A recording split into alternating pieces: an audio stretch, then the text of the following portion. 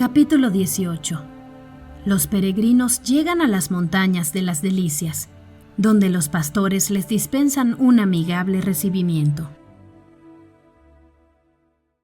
Después de la hazaña mencionada, nuestros bravos y valientes peregrinos siguieron adelante hasta llegar a las montañas de las Delicias, donde Cristiano y Esperanza habían hecho un alto para recuperarse gozando de sus deleites. Allí contactaron a los pastores, quienes les dieron la bienvenida, tal como antes habían hecho con Cristiano y su compañero. Viendo los pastores el numeroso grupo liderado por Gran Corazón, a él ya le conocían, le dijeron: «Buena compañía traes, Gran Corazón. ¿Dónde encontraste a todos estos?»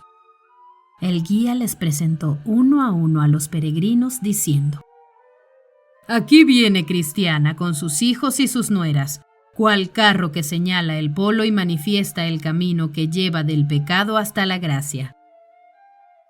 Integridad peregrinando viene, y pronto a caer con mente flaca, como ambos son sinceros, no han querido que atrás sus compañeros les dejaran. Desaliento también va con nosotros y mucho temor, su hija, le acompaña. ¿Podemos hospedarnos aquí mismo o debemos proseguir la marcha?» «Bienvenida sea tan hermosa compañía», dijeron los pastores. «Aquí tenemos consuelo y hospedaje tanto para los débiles como para los fuertes. Nuestro príncipe considera como un agasajo hecho a él mismo todo favor hecho al más insignificante de los peregrinos. Por eso, su debilidad no es motivo alguno para que no les hagamos objeto de nuestra mejor hospitalidad». Entonces, llevando al grupo de peregrinos a la puerta del palacio, dijeron: «Venid, mente flaca y pronto a caer. Pasad también hacia adelante, tú, desaliento, y tú, mucho temor». Y hecho esto, volviéndose hacia el guía, le informaron: «A estos los llamamos por su nombre, y los llevamos para que se alberguen en el palacio porque son los más débiles y precisan de mayor protección. A vosotros que sois fuertes, os dejamos en la libertad habitual de moveros según os plazca por el territorio. Hoy veo que la gracia resplandece en vuestros rostros y que sois verdaderamente pastores de mi Señor. No habéis empujado con el hombro ni acorneado a las ovejas débiles para que se dispersaran. Antes bien, conforme es vuestro deber, habéis esparcido flores en su camino hacia el palacio». Entraron pues todos, primero los débiles, seguidos de Gran Corazón, y después los demás. Una vez sentados, los pastores preguntaron a los más débiles: «¿Qué se os ofrece? Porque aquí todas las cosas han de conducir a la corroboración de los débiles y a la amonestación de los desobedientes». Seguidamente, les sirvieron un banquete de cosas nutritivas, fáciles de digerir y agradables al paladar. Y después todos se retiraron a sus respectivas habitaciones en busca de descanso.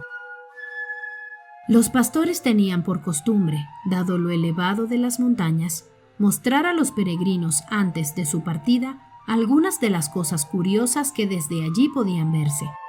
De modo que, a la mañana siguiente, y aprovechando que la atmósfera estaba muy despejada después de que los viajeros desayunaran, los llevaron al campo y les enseñaron lo que antes habían mostrado a Cristiano. Seguidamente, les acompañaron a otros lugares nuevos. En primer lugar, se dirigieron al Monte de las Maravillas, donde, a una gran distancia de ellos, vieron a un hombre que con solo hablar hacía que los montes y los collados se levantaran y se trasladaran del lugar. Como sea que no entendían el significado de esto, los pastores les explicaron que ese hombre era hijo de un tal Gran Gracia, de quien nos ocupamos ya en la primera parte de esta obra que relata el viaje de Cristiano, y que se encontraba allí para enseñar a los peregrinos a derribar o arrancar de su camino, por medio de la fe, cuantos obstáculos o dificultades tuvieran que enfrentar. «Lo conozco», dijo Gran Corazón. «Su fe está muy por encima de la que poseen la mayoría de los demás hombres». De allí, los condujeron a otro lugar llamado Monte de la Inocencia, en cuyo paraje vieron a un hombre vestido totalmente de blanco, y junto a él a 2 rufianes, llamados Prevención y Malevolencia, que continuamente le iban tirando encima una especie de fango, pero toda la inmundicia que le tiraban encima se deshacía en breves instantes, y sus vestidos volvían a quedar de nuevo tan limpios y blancos como si nunca se hubieran ensuciado. ¿Qué es lo que significa esto? Su nombre es piadoso, y sus vestidos blancos representan su inocencia en la vida. Los que le tiran barro son personas que odian su honestidad y virtud, pero tal como habéis visto, el cieno que le tiran encima no se adhiere a sus vestidos. Así ocurre también con todos aquellos que en el mundo son capaces de vivir manteniendo su inocencia. Por mucho que haya quienes se esfuercen por empañar su honor y virtud, todos sus esfuerzos son en vano, pues Dios, con su inquebrantable justicia, no tarda mucho en hacer que su inocencia resplandezca de nuevo como la luz del día. Después los acompañaron al monte de la Caridad y les mostraron un hombre que tenía delante de sí una pieza de tela de la que cortaba constantemente vestidos para los pobres que le rodeaban. Y a pesar de que cortaba y cortaba un trozo tras de otro, la pieza de tela no mermaba ni sufría ninguna disminución.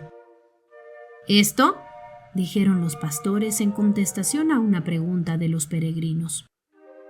«Es para demostraros que a aquel que trabaja y se esfuerza en favor de los pobres no le faltará nunca lo necesario para poder hacerlo.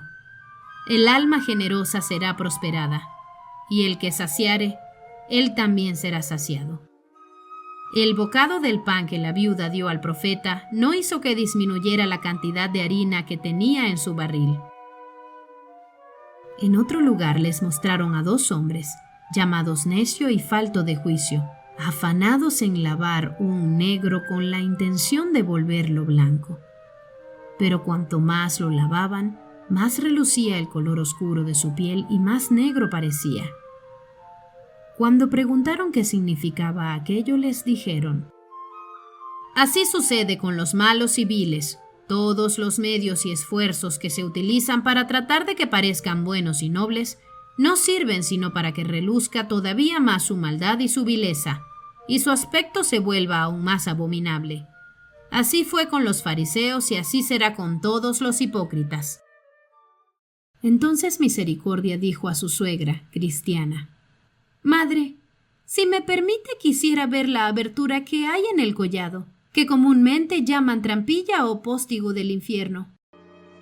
Su suegra comunicó su deseo a los pastores, y todos juntos dirigieron sus pasos hacia allá.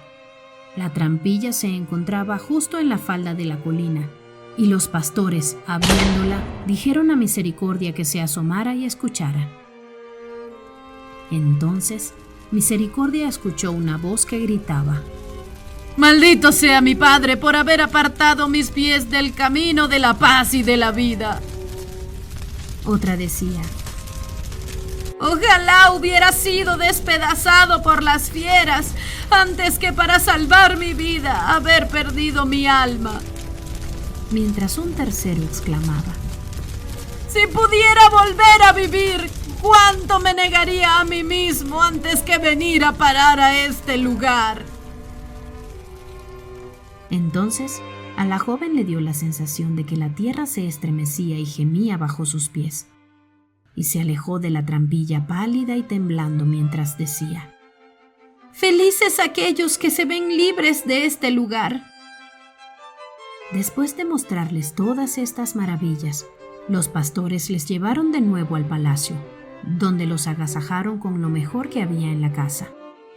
Misericordia, por su parte, como sucede a veces con las mujeres, se había encaprichado de un objeto que había visto en un salón del palacio, pero se avergonzaba de pedirlo. Pero tan fuerte era su deseo y anhelo de conseguirlo que casi se puso enferma, cosa que llamó la atención de su suegra, que le preguntó: «¿Qué te pasa?».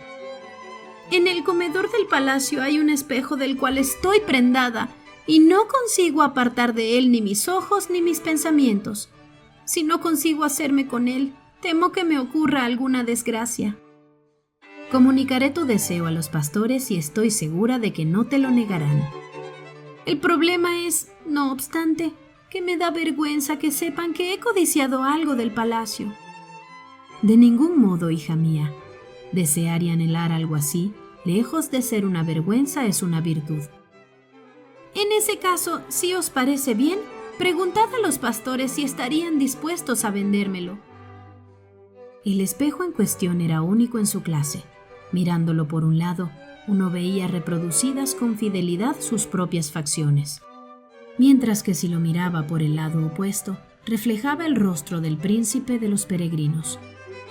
Algunos que entienden del tema me han asegurado que mirándose en ese espejo, han visto la corona de espinas coronando su frente, así como las heridas en sus manos, en sus pies y en su costado.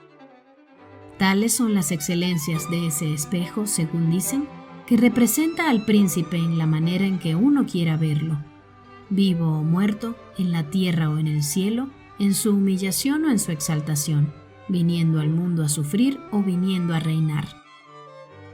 Cristiana habló en privado con los pastores, quienes se llamaban ciencia, experiencia, vigilancia y sinceridad, y les hizo partícipes del anhelo de misericordia, a lo que dijeron: Llámala, llámala, tendrá todo aquello que desee y que nos sea factible proporcionarle.